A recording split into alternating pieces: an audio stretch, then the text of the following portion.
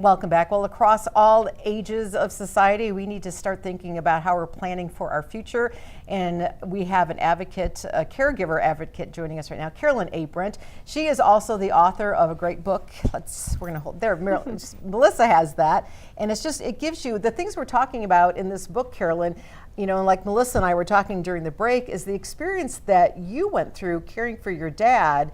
And one of the chapters, in the chapter we're talking about now with the finances, you say to the reader, or right today to us as the viewers, when are we going to start, getting what are we waiting for as, adults who are healthy to start planning this out? Why do we wait?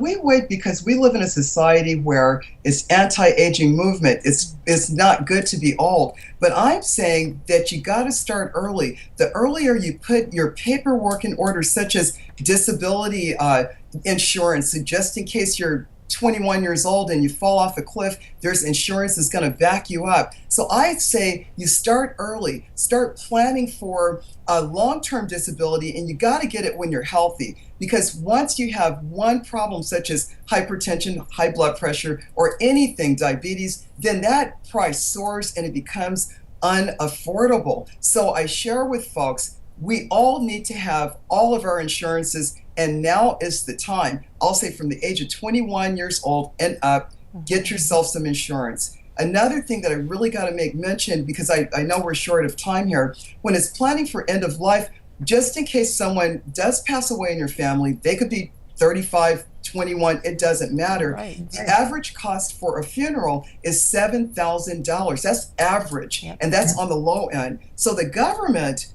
they will contribute $225. So I share with folks, if you really look at your life and put your financial portfolio together, then you can enjoy your life and embrace aging. Because I'm always saying, I'll be 60 years old in 6 months. And I got to tell you, I'm excited to grow older because I'm doing it gracefully. Yes, you are. And another one of the tips that you have in your book right here is an expense ledger that kind of goes into details of certain things that you should be breaking down to kind of think ahead as to what you should be saving, right?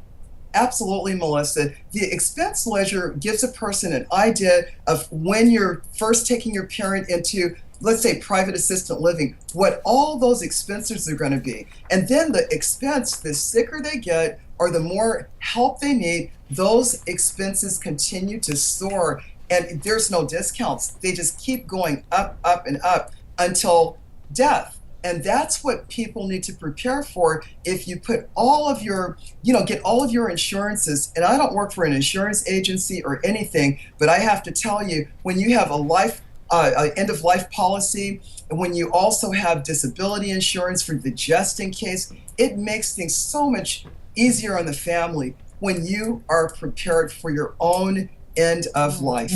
That's a good point. And I know with my father recently passing away, not even almost a year ago this week, he did own a home. And, a lot of that burden of figuring out what to do with the home is with my brother and I. And so those are important questions to figure out. If you have land, if you rent your home, property, things like that, correct?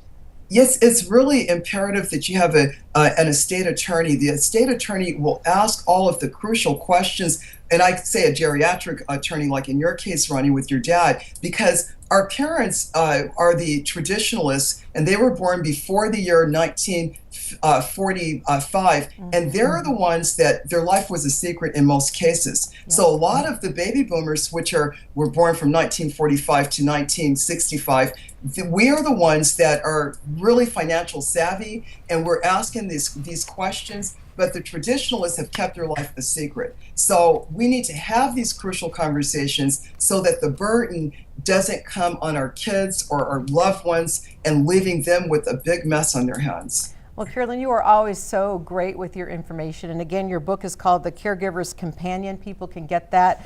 They can find out more by going to caregiverstory.com. And Carolyn, thank you so much for sharing. We look forward to having you every month. And I look forward to it. Your information is just amazing. So we appreciate you. I appreciate you guys as well, and I'll see you next month. Okay, sounds good, Carolyn. Thank you. We'll be back with more NTV's Good Life. Stay with us.